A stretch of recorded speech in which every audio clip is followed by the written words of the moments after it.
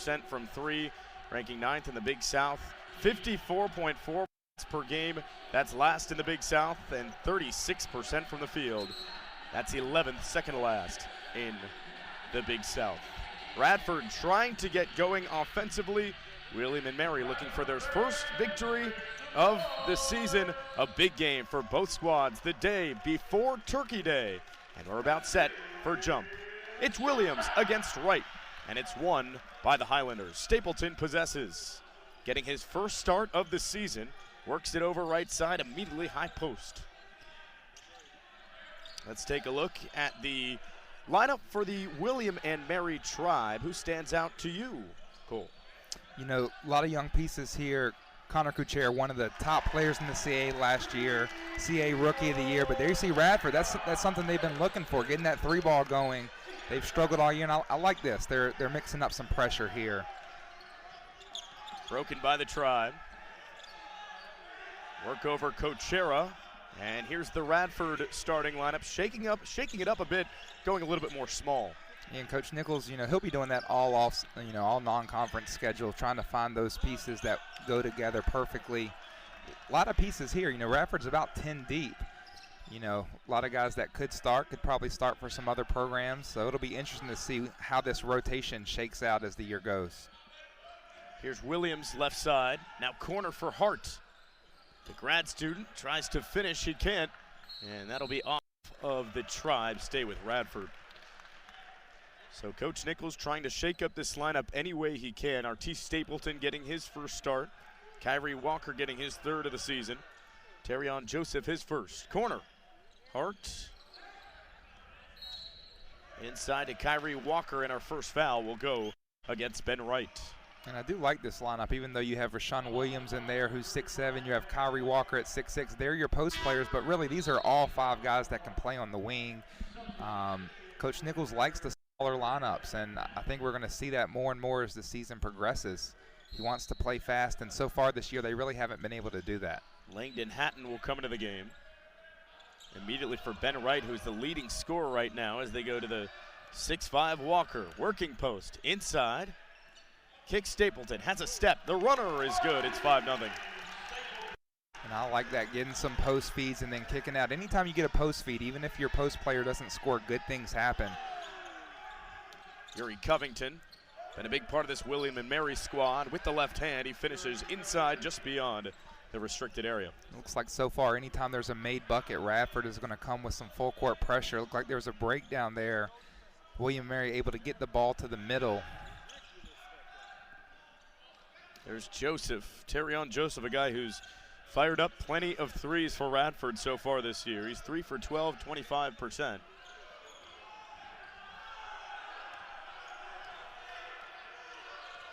Joseph, one of the players getting his first start today. Rashawn Williams near side three is long, and it's a shot clock violation as it didn't touch the rim with 17:46 to go. So Radford continues to fire away from beyond the arc today. Absolutely. And that's something you're going to see all year long. That's not going to stop. Eventually the shots will start to fall. You know, stats can be a little misleading this early in the season. I think this is a team that's capable of being a good three-point shooting team. We haven't seen it yet, you know, one of the worst in the country, but as time goes on, maybe the shots will start falling. Lewis lays it up and in. That's Julian Lewis, the 6'6" freshman guard out of Ann Arbor, Michigan. An AP first-team All-State player in Michigan in 2021.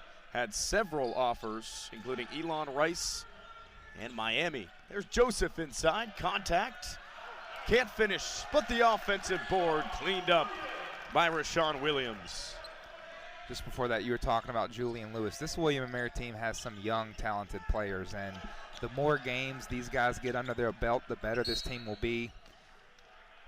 I know they're not happy right now with their record, but as these guys grow and progress, should see some wins start to pile up.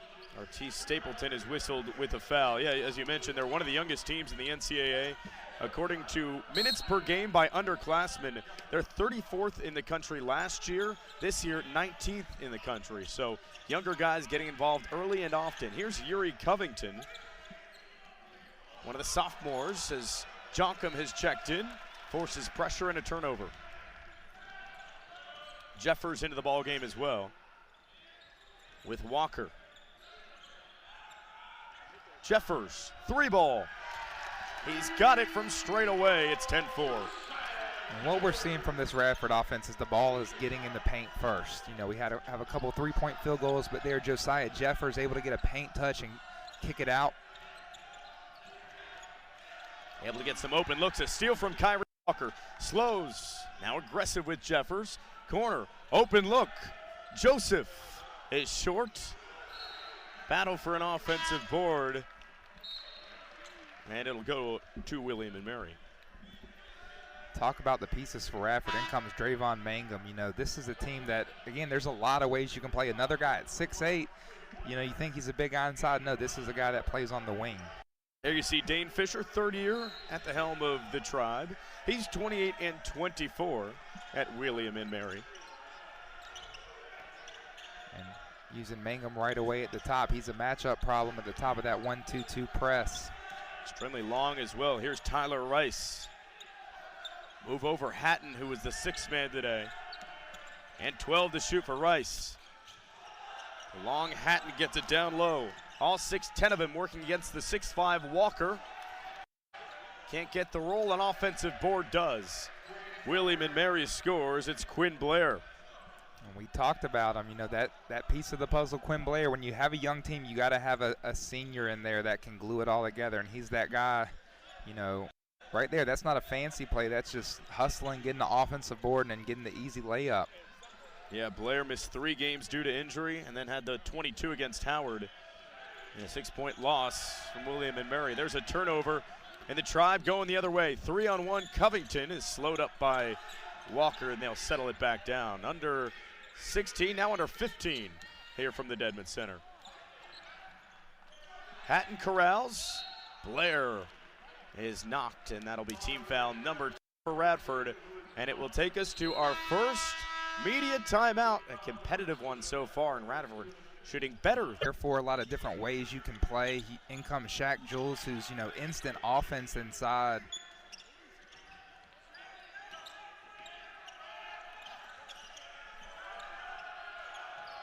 Rice turns the corner, has a step on Jules. He says, not today.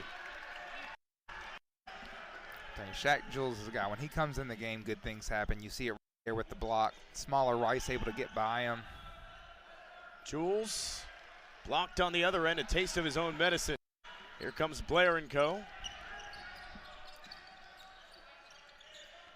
Rice to Brandon Carroll, who just checked into the game, and a offensive foul taken by Josiah Jeffers. And I'm telling you, Josiah Jeffers can take charges better than anybody I've seen. It seems like almost every game he gets 1 or 2. And charges are huge plays. They're turnovers, they're fouls on the other team, they're momentum changers, so big play there by Josiah Jeffers.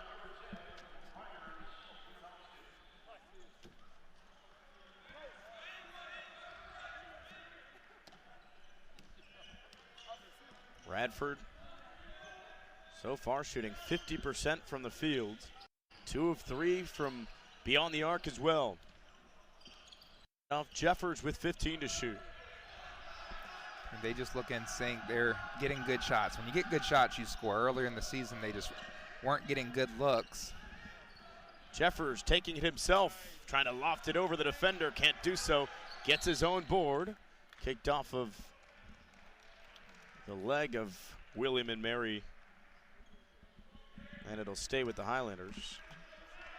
13:44 to go.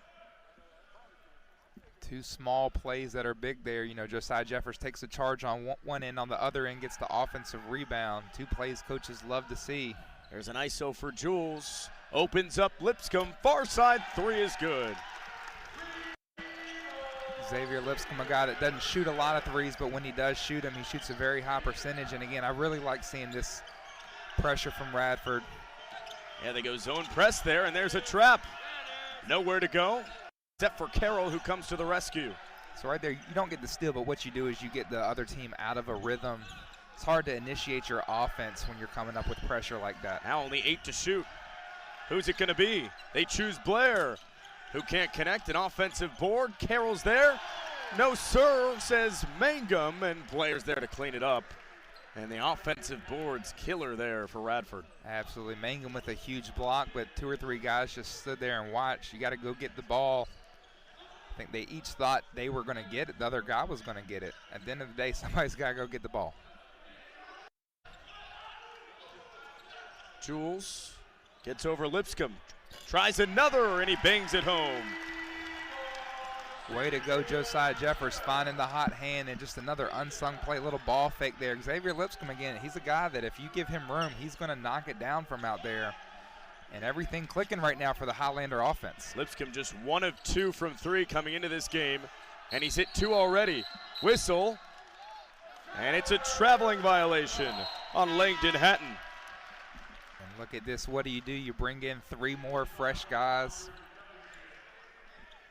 Blessing and a curse, right, to have this deep of a bench while you're still trying to figure out who your guys are going to be. You have so many talented guys that you can keep them running throughout the first. And the challenge with that as a coach is, you have to have selfish guys. You have to have guys that have bought into, hey, I'm a guy that I probably could be in the starting lineup, but, I'm the 7th, 8th man right now. I got to earn my way to get more minutes.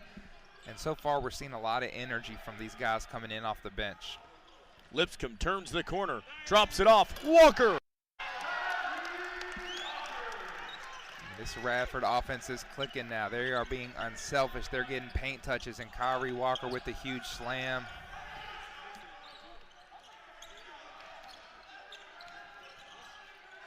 Inside, jumper from Carroll is strong off the backboard.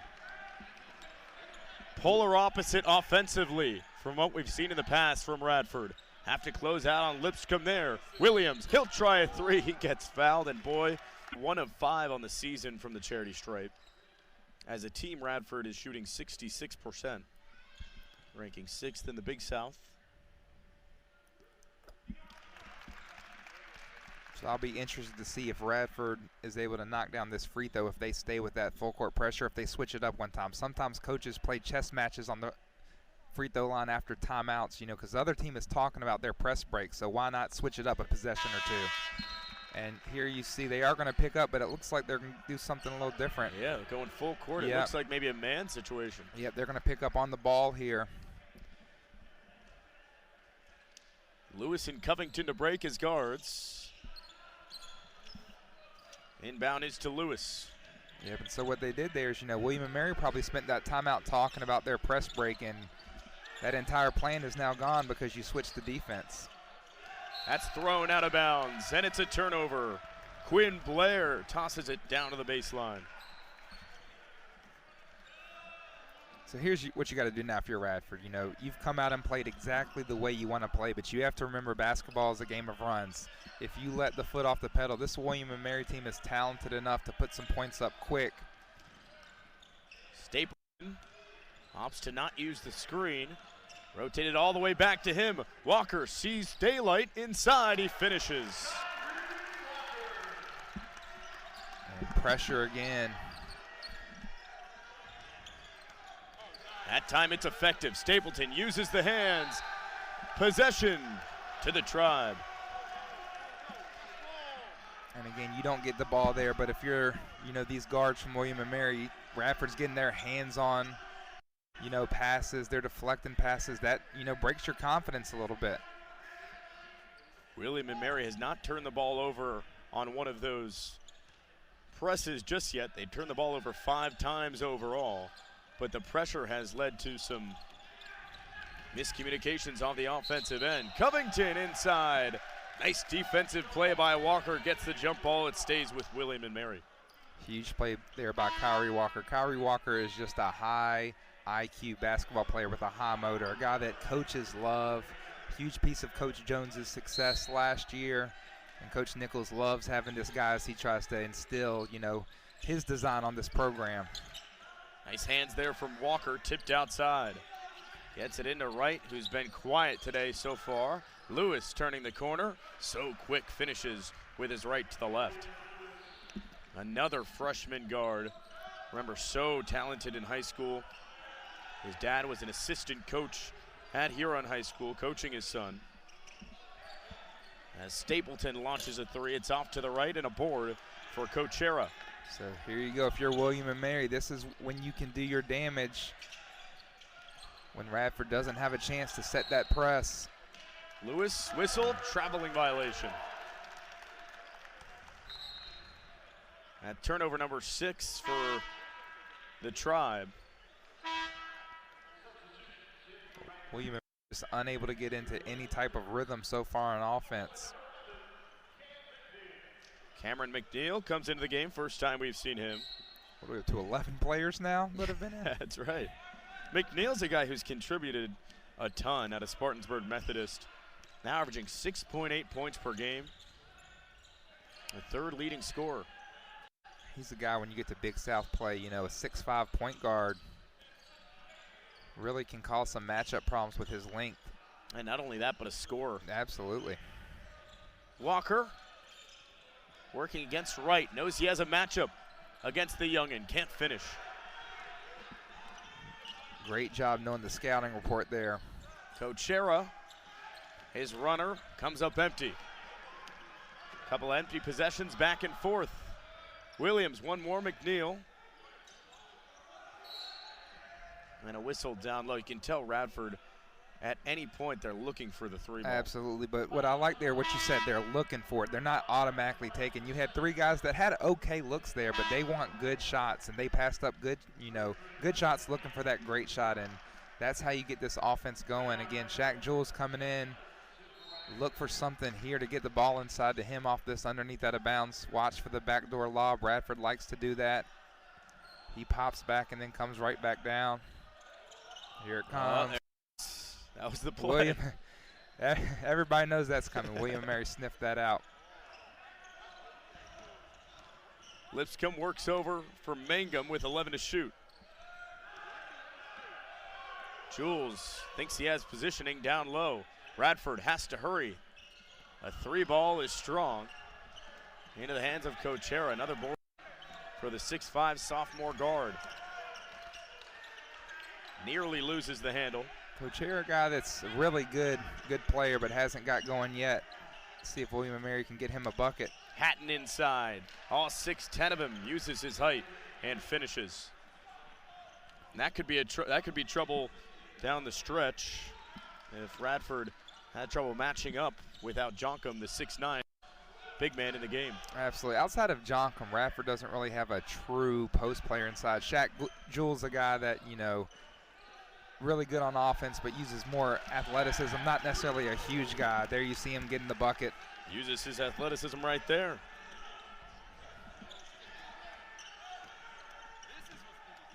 Jules has a couple now. Other end, Lewis working on Jules. Has it inside the restricted area. Great defense. Great defense there from Radford. Covington takes a deep 3. Jules muscles it over. Lipscomb gets the board. I like that play right there. You know, I'd rather 2 guys go get it than 2 guys watching. And there, Shaq Jules skies over Lipscomb for the rebound.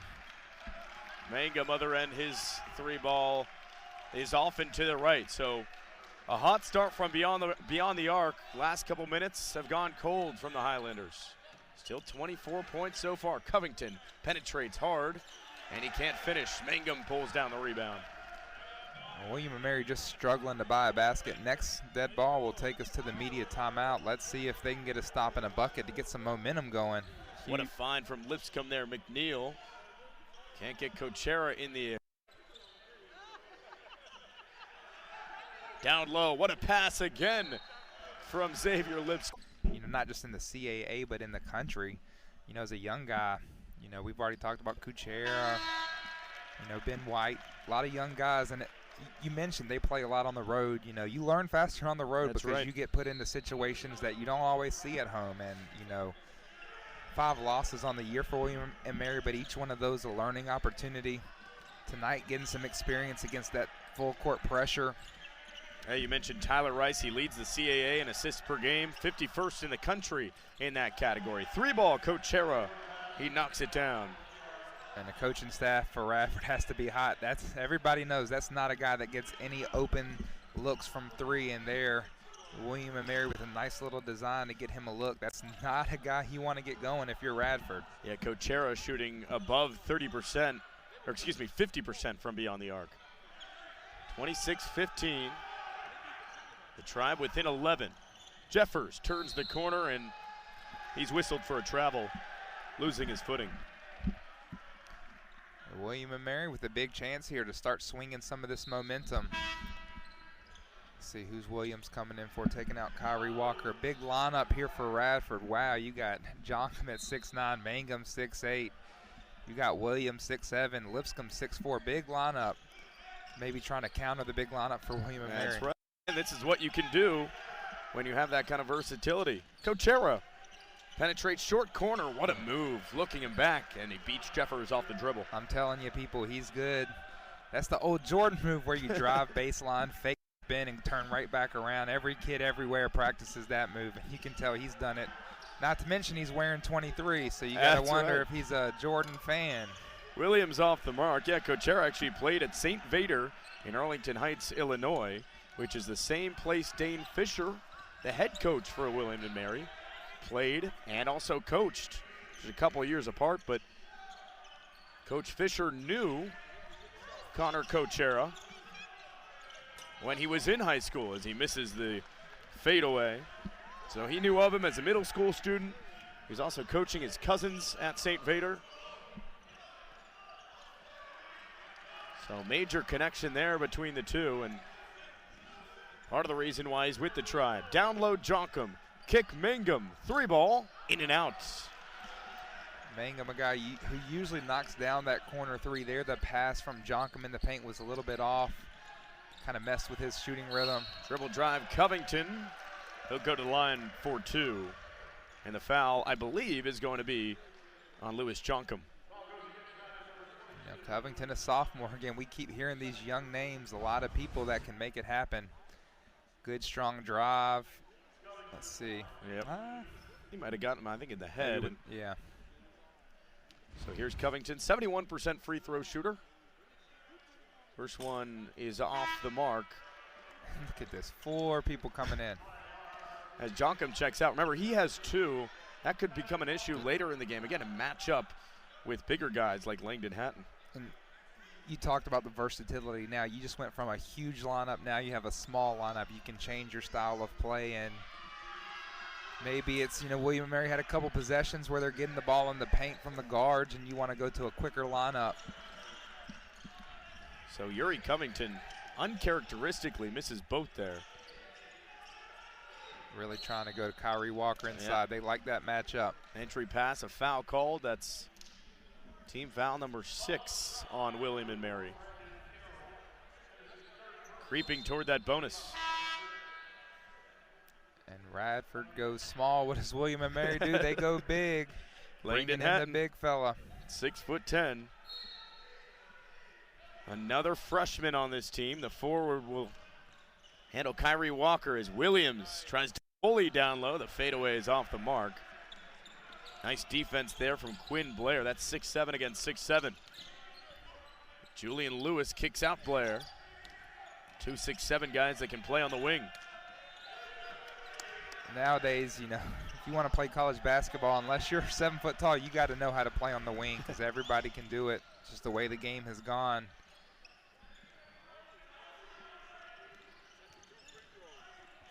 Inside, turnover for Radford. Gets back in the hands of Brian Hart. Well, a guy like Kevin Durant can do both, just about 7 foot, and he can play wherever. Yeah, could you imagine guarding that guy? I don't think Durant's going to play in the Big South this year, but TBD. We'll see. Stapleton over to Williams, who penetrates inside. Gets too far underneath. Cold shooting the last couple minutes for Radford. And that's out of play. Our final media timeout of the first half. 26-17, Radford comfortably on top by 9. Aaron actually had 18 versus Wake in the season opener, 10 versus Howard. He's been a key guy. Look for him to step up later in this first and possibly in the second half as well. Yeah, he won't stay quiet for too long. Not on the floor right now, however. Down low for Jules. Radford with 11 to shoot. Stapleton, nice move inside. He gets to drop. Stapleton has a really quick first step, and he's able to cover a lot of ground there, able to get to the rim on one dribble. And that pressure's back for Radford. Yeah, they went back to the zone there. Coach Shera and company breaks it. 28-17 your score. Take over Julian Lewis, and that's coming at us, and it's thrown out of bounds. Now, Kevin, the question is, if you would have caught that, would you have shot it, or would you kept moving the ball? You know. I'd swing it one more. Give it one more, I'd give it to you, and then you'd go Stapleton corner. If it came to me, I was letting it go. I'm not. Oh, my playing days are over. I'm just chasing stats right now. So.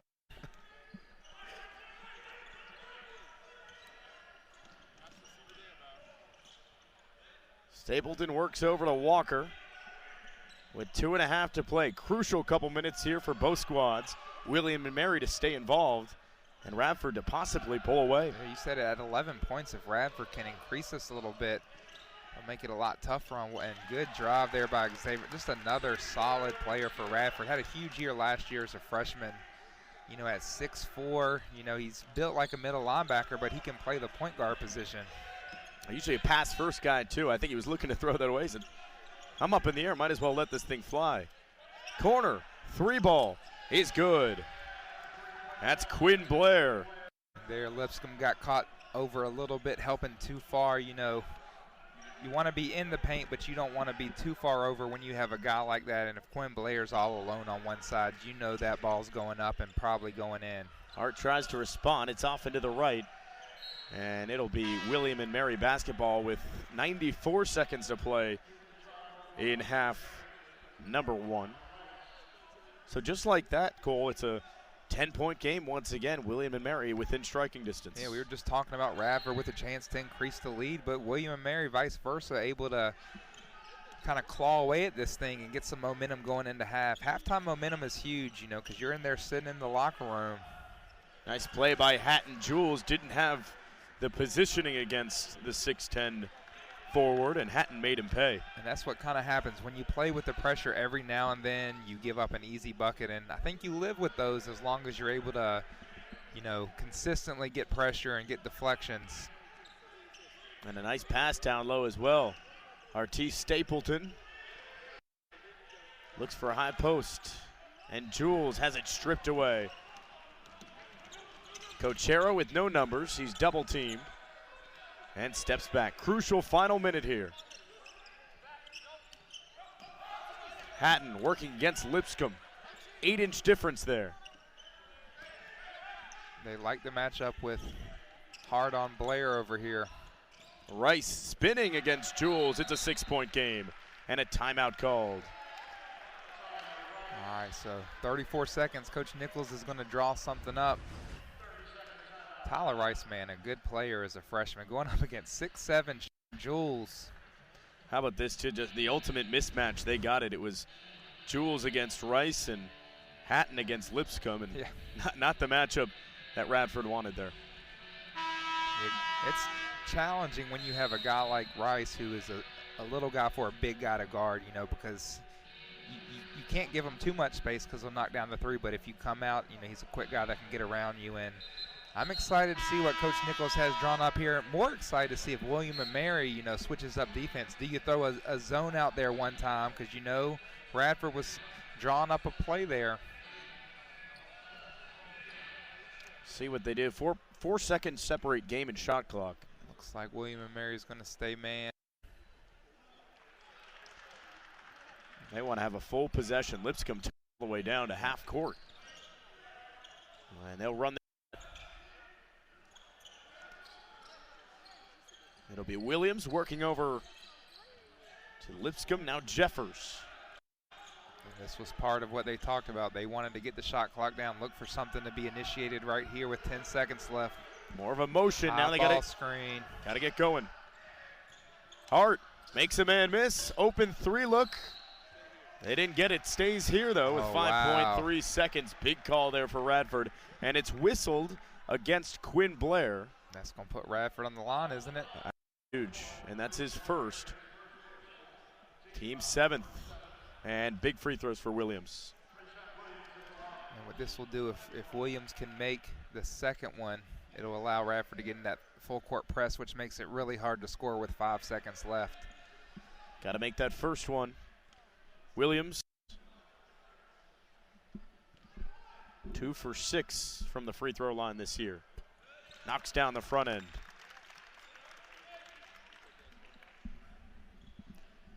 Yep, they're going to bring in Terrion Joseph probably for the shooter here so that if he makes it, it allows Radford time to set up. In and out. Hatton with the board. Have to hurry. Covington with 1 second. Throws it up on the run. Oh! In and out. Right with no points. Hasn't even taken a shot yet. Stapleton inside. Plenty of contact. No call. And I think they just called a flop on Cochera.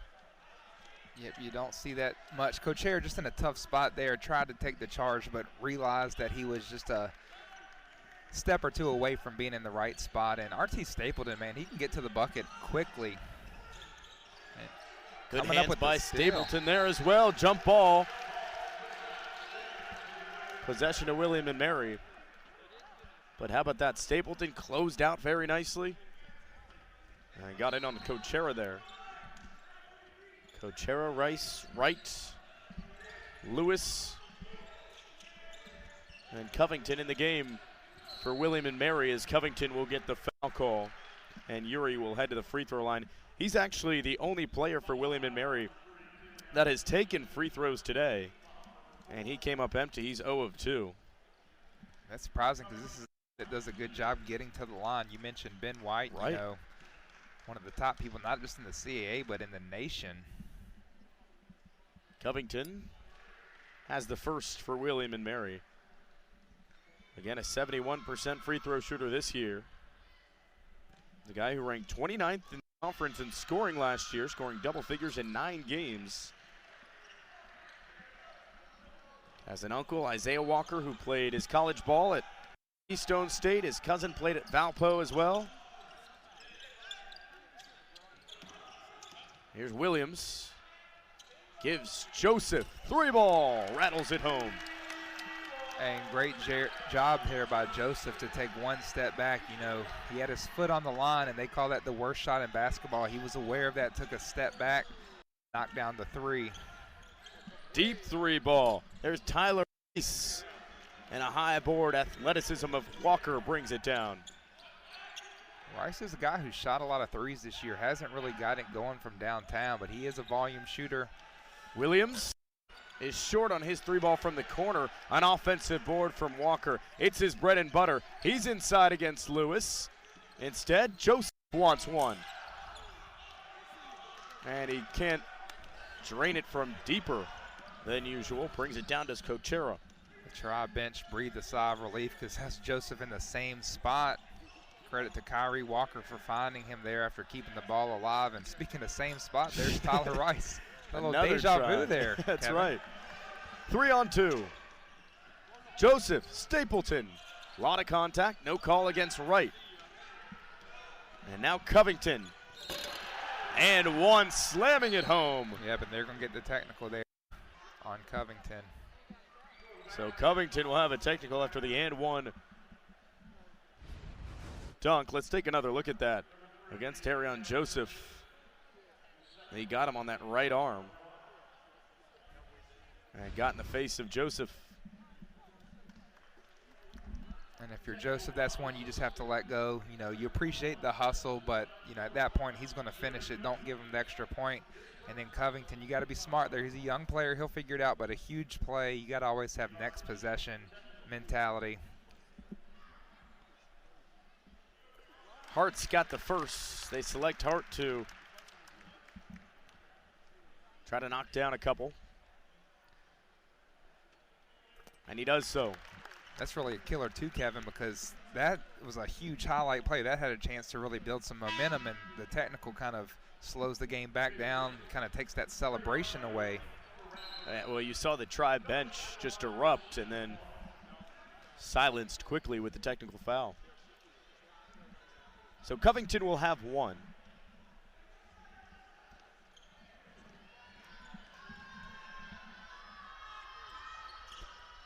And it's strong. So Radford ends up getting the better of that possession. And still a 10-point game. Kevin, you see the movement and the pace here. This is just not how Radford's looked all year. This is good. It's much harder to defend.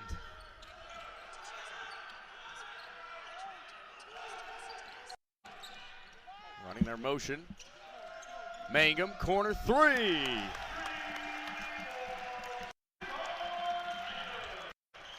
Radford 6 of 15 from three. 40%, a whistle and a foul down low. How about Trayvon Mangum contributing here early and often for Radford? He's a guy that hasn't put up a lot of points tonight, but on the defensive end at the top of that press, he's got a lot of pressure and something that doesn't always show up in the box score, but Mangum, a guy that can knock the three down.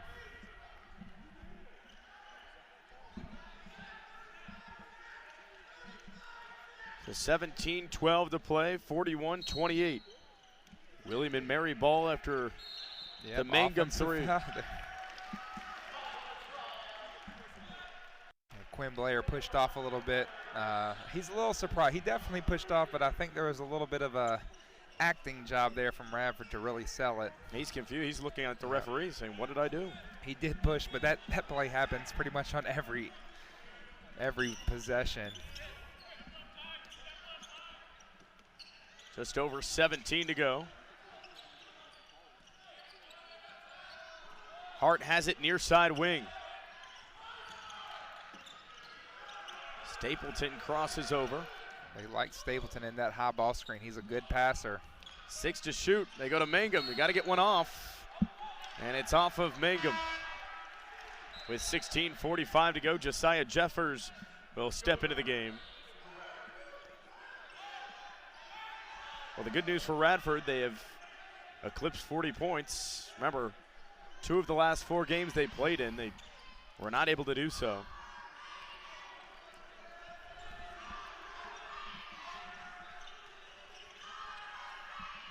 Rice goes over to Lewis, who slips, whistle foul called.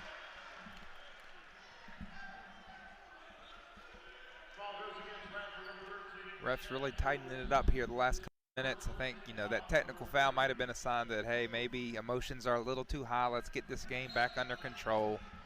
They whistle it against Shaq Jules. USC Aiken transfer. As Lewis is tied up, it goes to Radford. What a defensive play there for Jeffers.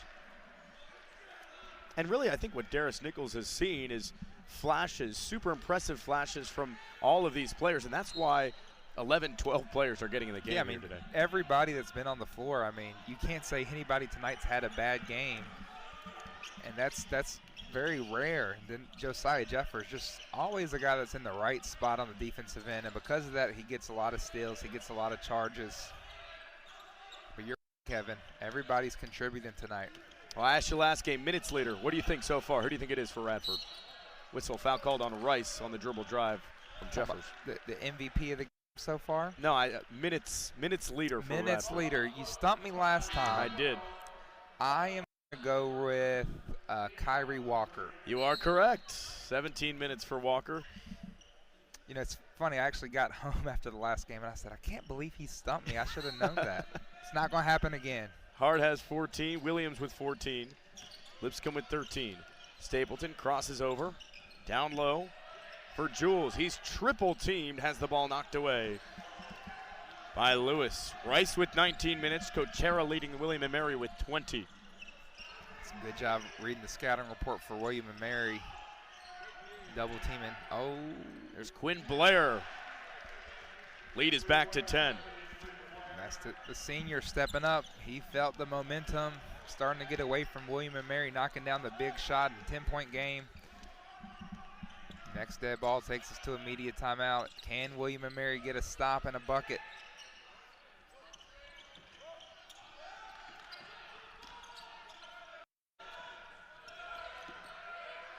Walker with 9 to shoot. Inside against Blair. Throws it up to fresh 20. Take us below 15 here. Look for the high ball screen here.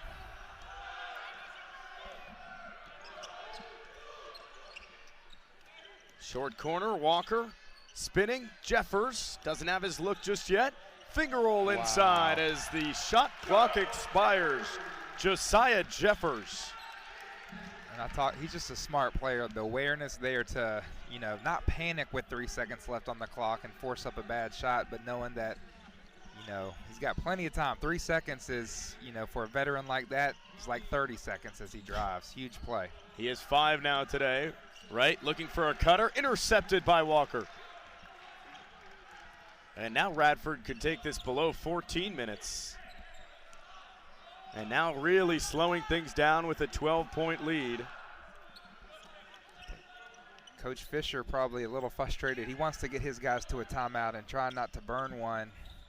But we're 2 minutes past the media timeout here, and this is helping Radford run some clock off. And that's thrown away. William & Mary basketball at the other side of the break. Radford has a 12-point lead. Their largest was 14. See if they can cling to this one on ESPN+.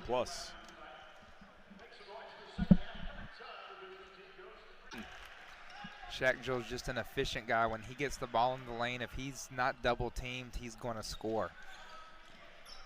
Shaq Jules, the leading scorer for the Highlanders. He does that without being, one of the guys that plays a ton of minutes for this team. 2 for William & Mary. They cut it back to 12 as Cochera lays it in.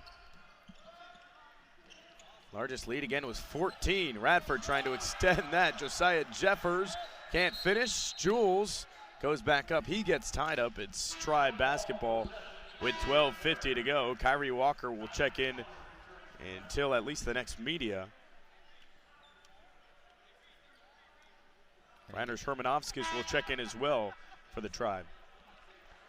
So it looks like we're going to see the full court man again. It's a little trickier than the zone they were playing. The man speeds the game up a little bit more, whereas the full court zone allows you to slow the ball down a little bit. But William & Mary happy just to get it in and get into their half-court offense. And they get it to Cochera, who works Joseph down. 6'10" Hatton thought about pulling the trigger, instead hands off Carroll. Now has his look. 6'2" Lipscomb against 6'10" Hatton. Working baseline with 8 to shoot. Flips it up and good. Great patience there by Hatton. He knew he had the matchup he wanted, didn't have to move too fast. Very patient. Lipscomb was able to hold up for a little bit. Surprised the Radford didn't send anybody to double there to help the smaller defender out. Top of the key, Williams. Looking over Walker, 3 ball. Williams pulls the trigger and connects. See, guys have spots they like to shoot at. We talked about Mangum earlier. He likes the corner. Williams, I haven't seen him a lot this year, but what I can tell is he likes the top of the key. It's a high percentage shot for him there. Williams now has 8. He's 1 for 2 as Hatton tries Walker, unsuccessful this time. Under the 12. And it's about getting these big plays before the media timeouts. Some sort of momentum as Lipscomb's tied up, and now a foul called on Carroll.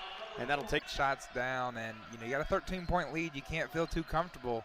Just takes 1 or 2 open looks to make this thing a game again. Cutter Joseph back to the near side wing. Now it's Lipscomb. Swing it to Jeffers. And the shot clock expires. Radford just wasn't looking up at the top of the backboard. That's something that, I think shot clock was at 20 instead of 30 coming out of that media timeout.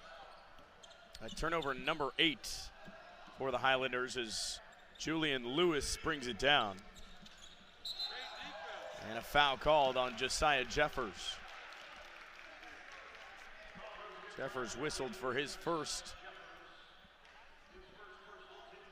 And that's the 15th foul. That's against Julian Lewis. Again, One of the quicker players on this William & Mary team. He has 4 points, averages 4.8. But again, the freshman who has come up big in games earlier this year, and a star-studded guy out of high school with some big-time offers. Whistle on a foul on Xavier Lipscomb down low, working against Hatton. That matchup has been there all day for William & Mary. They've only exploited it once or twice. Absolutely. William & Mary doing a good job with some back screens and cross screens. Radford being forced to switch, getting the matchup they like. Somewhere to go. It's for Lewis. Lewis spinning inside. Lewis can't finish. And the defense is there for Radford. For more on the defensive stops for Radford, Crystal Hubbard is sidelined. Crystal? Well, just from the Radford bench, the energy is very high and the focus is defense. They're very aware that a lot of their offensive production is coming from their defensive effort. They're very sure that they can fill up that defensive shield we've seen before the end of this game. And there you go, had a defensive stop on the other side, then a big bucket. Thanks, Crystal. For Radford, down low again to Hatton. They're trying to exploit that. And Xavier Lipscomb looking around like, come on, guys.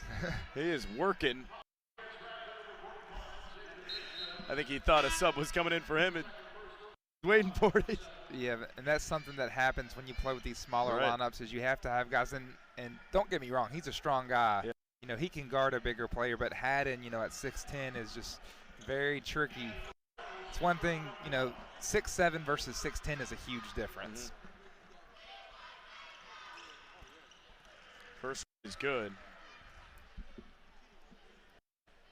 Well, you know what they say, it's not about the dog in the fight, it's the fight in the dog. And there's a lot of fight in that dog, Lipscomb. Absolutely. Hatton, 53% free throw shooter, gets both. And the lead is cut to 13, and there's pressure. I was wondering if we were going to see a little bit more from William & Mary. Radford is a team that struggled versus pressure this year, but that's just not the way that the Tribe play. When you're making your game plan, you have to decide, you know, are we going to be who we are, or are we going to exploit a weakness? And there's a balance there. Whistle, a foul on the floor. It'll be on Hermanovskis. His first team 5, and we'll see some foul shots here in this second half. Quite a bit. William Mary at 5 team fouls. Radford already at 7. They'll have 20 to shoot with 9:55 to play. The lead's been around 10 to 14. It was 7 at the half as well. Jules has the ball waiting for him when he goes up, and that's a clear travel. Yeah, a little surprised there. That was a play designed to get him the ball in the pick and roll, and he wasn't expecting it. He caught the ball and went up to shoot it before he realized he had the ball, and just, oh my goodness. What a play from Jeffers. I promise I'm going to stop talking about this guy, but he is just a heads-up defensive player. And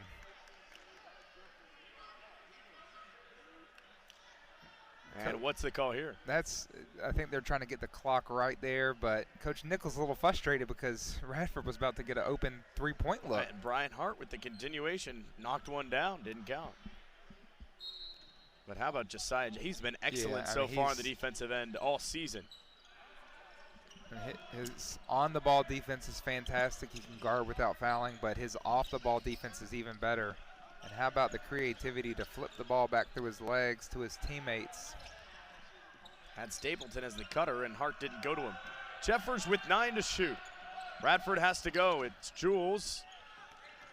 Nice hedge there. Instead, they still get it to Jules. Off the window and good. Finishes with the left. The lead's back to 15. And again, there we see Jeffers with the patience. You know, shot clock running down. Didn't have anything. Was able to stay calm. Find Jules inside. A guy that looked like a carry right there. A guy that when he gets the ball, he's going to score. Hermanovskis finds the open Hatton. The 6'10" man knocks one down from deep. And it's cut to 12. Timeout. In Navy, two teams that aren't household names, but if you know anything about mid-major basketball, these are two programs that are going to compete to win their league. So potentially 4 teams that will be playing in the NCAA tournament. There you see Lipscomb had Jules, but went a little bit too hard off the backboard. Little too excited. There's a turnover for William & Mary. Cochera carried it. As you mentioned, they played Virginia Tech tough on the defensive end, but just couldn't get anything going, shooting below 10% from beyond the arc, 2 for 24. You know, so that's another thing you look at when you see these statistics. You know, obviously UVA plays that pack line defense. So when we look at Radford's offensive statistics, they're a tad misleading just because the strength of competition has been so high. And Radford just hadn't found their groove shooting yet. And we've seen today them have some more success from beyond the arc. Some trouble offensively. 7 to shoot. Radford trying to save a possession here. Hart, open look, left wing. It's long, and that'll be a shot clock violation. It looked like William and Mary changed something up defensively there. That was strange. Radford was definitely confused there. I didn't catch what William and Mary did, but, you know, no sync there from the Highlander offense. Radford seemingly going to his zone as well. Drop it off, Hatton positioning. He has it. Deflected and knocked away by Rashawn Williams. Other way, it's Hart, near side 3. And that's short and off to the right. Transition defense has been there as well for the Highlanders so far. And I like that from Radford. You know, they didn't score, but they're not taking their foot off the gas pedal. Sometimes when you build up that lead. Rice loses the handle. Sometimes. And Stapleton double teamed. And Mary bringing the pressure. They got to get across. It's going to be close. Jeffers nowhere to go. Wow. And they're able to do so. 1 second away from the violation. Good job there by William and Mary. Just in the nick of time. And they're still trapping. Jeffers, left side 3. His strong Stapleton leaps over, taps it, but right into the hands of the opponent. Wow, William and Mary getting very aggressive, trapping out of the top of the zone, even in the half court, leaving a wide open shooter. They're going for steals. How about Rice to Lewis? Hatton looking for positioning down low. Nice play. How about that? Julian Lewis. Boy, is he going to be successful for years to come. Yeah, the Tribe back in Williamsburg, they're happy about this guy. That's a guy you're going to be watching for years to come. There's Xavier Lipscomb flapping it over. And good over Ben Wright. He had Jules down there instead. Lofted one up and over. Nice hand, Stapleton into the hands of Mangum. And they grab the steal and slow things down. So now's the point. You do think about slowing it down a little bit. You know William and Mary's coming. They're being very aggressive here, which is going to really leave some open shots if Radford can knock them down. That's the right call. Good play there by Tyler Rice. Offensive foul on Drayvon Mangum. Interested to see. Mangum had the open look from 3, instead pump fake and drove. Late in the shot clock as well. He'll leave the game, and there you have it. Huh? It looked like Rice was still moving, but I think Mangum just extended a little bit too far there. The matchup, and so he was trying to use his size and strength to get in the paint. How about this? Radford up 12, still showing that pressure. Why is that? Why are they doing that? With the pressure, what you're seeing there is it still keeps the other team out of sync. You know, it's a safe pressure. It's a soft pressure. It's not a pressure that's, you know, all out trapping where they're going to be giving up layups. So you're able to apply pressure but also keep the team from getting in their offense. Able to speed up the William & Mary offense as well as Cochera drives and he'll go to the line to shoot 2. And it's whistled against Jeffers. So we'll see if William and Mary keeps the pressure up, if they can make this second free throw. Cochera, a guy who's shooting pretty well from free throw. Yeah. Cochera, 63% from the free throw line. And the first one off the front of the rim. And good.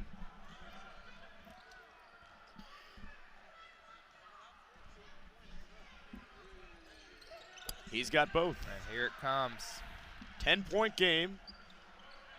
And some important pressure here from William and Mary. And how about that? A foul. Oh, that's huge. That's foul number 6 on the Tribe. Next time Radford is shooting. Is that 5 on him? And Carroll. Wow. How about that? We've seen limited minutes for Carroll. Yeah, that's 5. Inbound to Lipscomb. He's double teamed. This is where it really helps having Lipscomb. He's a strong guy. You know, he's somebody that can be trapped and use his strength to protect the ball. But Radford is having some issues getting the ball across half court. And this is where it's tricky. You know, the way you beat a press is you're aggressive, but you also don't want to play too fast right here. Inbound Jeffers, numbers, corner. Williams push out to Jeffers. Nice save by the guard. And now settle it back down with 14 to shoot. We're under 6. Still a 10-point lead. William Mary very much within striking distance, and Lipscomb's called with the offensive foul. Kacher, good heads-up play there. Yep, Lipscomb leaves his feet. That's one of the things they tell you, not to leave your feet on a pass when you're driving. A good call by the referees there, and a great timeout to withstand the run, contain the momentum for Radford.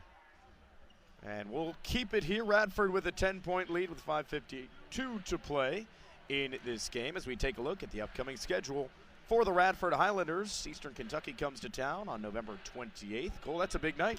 That's a big night. Javante Green coming to town.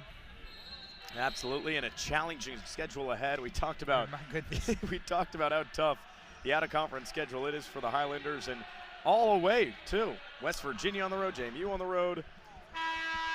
West Virginia, one of those other, you know, major conference teams that jumps, but again, you have JMU, up-and-coming, you know, mid-major team, and top it off with Davidson at Davidson. My goodness, it doesn't get any easier.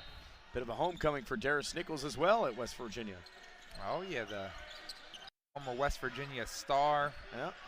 I actually got to play against him when I was at Radford here in the Dedman Center. It was Darius Nichols Day. Darius Nichols Day. And he did not disappoint. And there you see Josiah Jeffers with the on-ball defense. Does it again. Other end and finishes. Huge play from Jeffers. The lead is 12. So if you're a kid watching at home, you know, everybody loves to see the dunks. They love to see the splash plays. But that play right there, just solid on-the-ball defense and the finishing with the layup, that's what you like to see. The hands again, other side. Reminds you a bit of Aaron Kraft. Remember Aaron Kraft at Ohio State? A little bit of that. Talked to Storm Murphy, a guard for Virginia Tech. He said his dad would always yell out, ACD, Aaron Kraft defense. Josiah Jeffers, exemplary so far in this one. Hatton walked down low against Walker, and Walker pulled the chair out from under him. Yet Walker, just like Jeffers, another smart player. And look at this. And that's in the scouting report. People know Josiah Jeffers is, you know, he's always going for steals. But what I like about him is he's able to get steals without fouling. Hits it to Williams. They break the press with 20 to shoot. Williams wants to go the whole way. And that's an offensive foul again against Rashawn Williams. And I think that's the right call. Again, I like Williams. He's an aggressive player. But right there, you know, up 12, you might want to pull it out and get a little better shot. But again, it's hard to fault a player who's attacking and being aggressive. Right, only his first foul. That's team foul number 10 on Radford, but an offensive foul, so not shooting there for William and Mary. So here the pressure again just kind of slows William and Mary down, makes them pass it a few times in the backcourt. More of a zone deal there. Tyler Rice. Rice looking for somewhere, finds Lewis. Entry pass nearly stolen away, Hatton corrals. Good job there by Kyrie Walker to get back in position. And Jeffers, I'm telling you guys, this guy is an elite on-the-ball defender. Other end, Walker. And that's knocked away. Possession will stay with Radford, and they're lucky it will. William and Mary has struggled turning the ball over as well. And you're going to see that with a young team. But how about 19 turnovers for the Tribe so far? Yeah, it's just hard to win a game when you cough the ball up that much. You know, 4 minutes left, down 12. They're still in it, but they need to make something happen here soon. And now you don't get the defensive rebound there, and now there's 23 seconds back on the shot. Talk about a tough place to inbound the basketball. Yeah. Get it to Kyrie Walker. It's not much in the playbook down there. Jeffers off the dribble drive.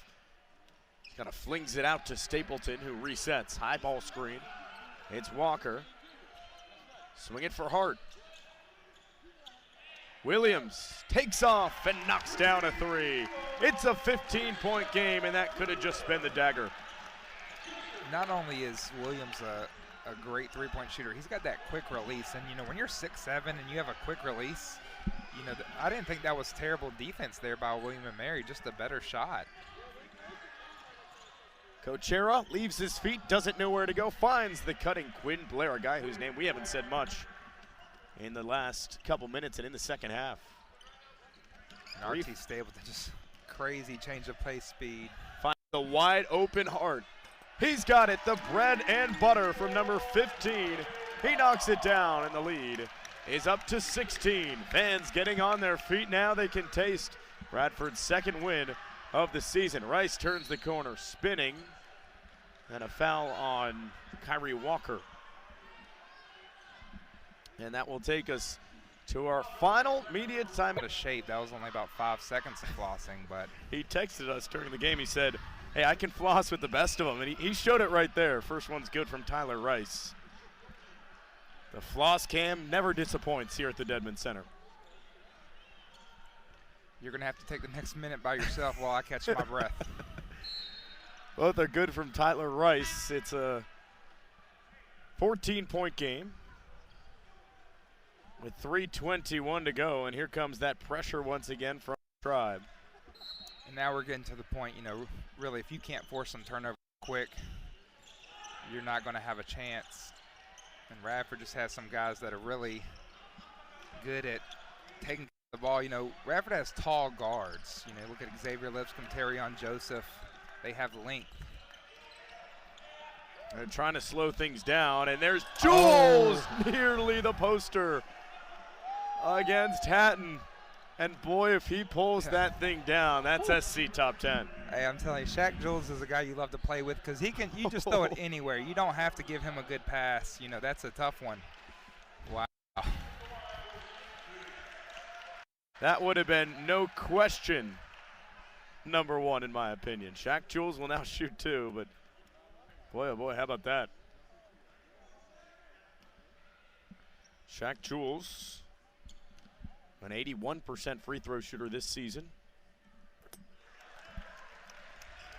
First one is good. Now if you're Radford, the name of the game is not fouling, playing solid defense and taking care of the ball. You're up 15 with 3 minutes left.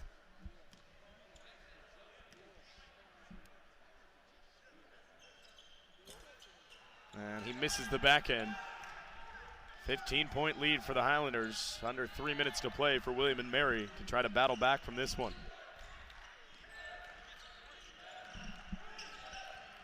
Finds a cutting Blair. What a cut and what a pass, but he can't finish. Knocked away, stays with the Tribe as Rashawn Williams will check in. William and Mary upcoming has Mary Baldwin on Saturday. They go back home for that, then take on a couple familiar opponents for Radford. Navy on next Wednesday in Annapolis, then Davidson at Davidson on that Saturday. You talked about them going on the road. Look at that, at Davidson, at Navy. Yeah, don't come back home until December 7th. A whistle. Let's see, are they looking at the clock here? Or is there a timeout? I think we were both looking down during that. I think there was a timeout called, or no, it was they've taken a look, I think, at Quinn Blair. Get some blood off of him. He's going to stay in the game. 2:48 to go, 15-point lead. This is another one of those tough places to inbound the ball. They do get it into Lewis. Kochera straight away. Karam's off to Stapleton. Radford on the run now, slowing it back. Trapping in every corner. Radford finds himself in both corners. And man, Radford has done so well handling this pressure. Williams by a three. He's short. Karam's to Lewis. And they speed up again. Still a 15-point lead. Kochera just trying to jar a foul. Flips it short. And Lipscomb will get tied up. Radford ball. Good job there by Quinn Player to get in and grab the jump ball there. You know, Lipscomb probably could have chinned it and been a little more aware of his surroundings, but again, a guy that's been strong. It looks like he's going to get, no, he's not going to get a break. How about the defensive efforts from Radford? Maybe the offensively so far they haven't been there, but today just 48 points so far against William and Mary. They hold Navy to 47. They hold Virginia Tech to 65. You know, a team that can get it done defensively as well. Yeah, you know, we've talked a lot about offense tonight, but again, this defense for Radford has set the momentum, and when you're getting stops, it's a lot easier to score. Joseph, short corner, Jules. They'll get a traveling violation on him. But Shaq Jules has been fantastic tonight. He'll check out of the game, possibly for the last time, but he's done his job. 9 points tonight on 3 of 5 shooting, 3 of 4 from the free throw line. Brought down a couple of rebounds. Leading scorer tonight for Radford is Rashawn Williams with 13. A couple guys in figures for the Tribe. Hatton with 13 and Blair with 10. Knocked out of bounds. It's Tribe basketball. And William Mary, they just have not been able to get it going tonight. You know, we've seen a couple go in and out. You know, that right there is a good look. An open transition three, just not able to knock it down. Again, the Tribe don't get into conference CAA play until December 29th, and from there it's all CAA basketball. Cochera drops off. Nice pass to Hatton.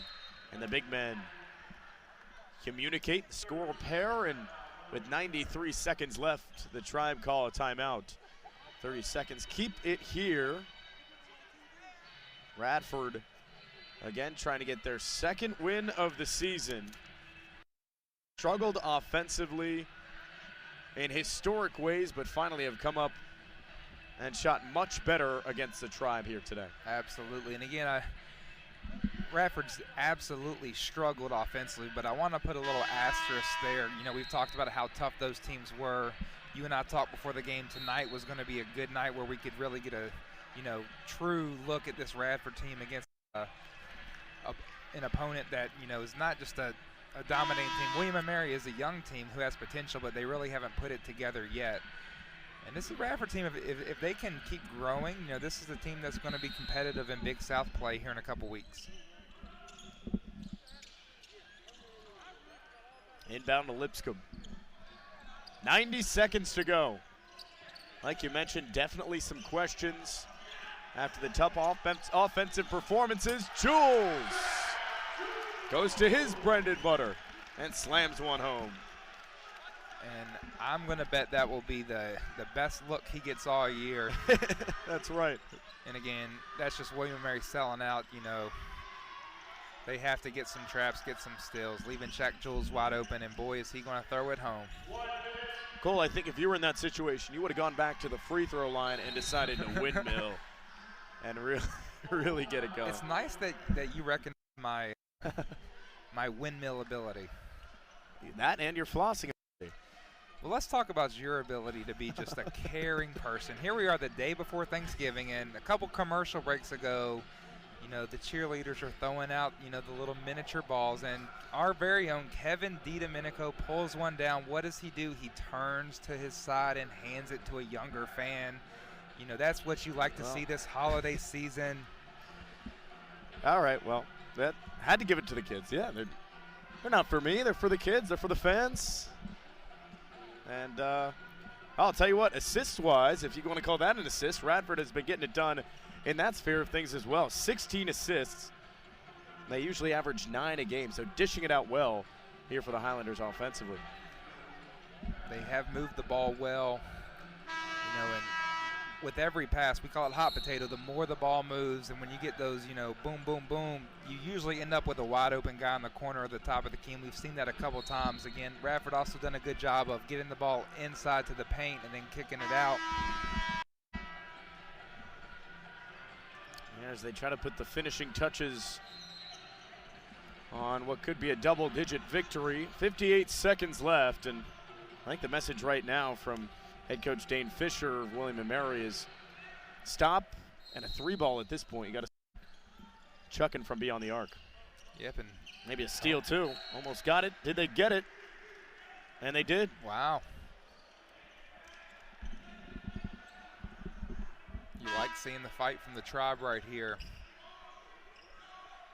Walker, Jules, and Stapleton check the game, as well as Hatton. Let's see if they go to Hatton here. They've tried to get the ball to him on the post a lot from underneath out of bounds. Watch Coach Harris setting the back screen here for him. We could have a back screen and a down screen here for Coach Harris in the corner. Here it comes. Yeah, Lewis and Coach Harris, they got their look. And the board isn't there. Joseph found on the run. Hatton in pursuit. Joseph can't throw it down. Jules on the follow. Now it's Walker. And it was around the cylinder, so it will not count. One of them dunk. And everybody wants to highlight dunk, but right there, you just got to get 2 points. Take another that. How about the save there as well from Blair, coming right into our camera. See if you check if he's all right. That looked like a charge to me. Yeah, blocker charge there. Lewis to Hatton. Intercepted by Jules. 33 seconds to go. And will William and Mary continue to pressure? They will.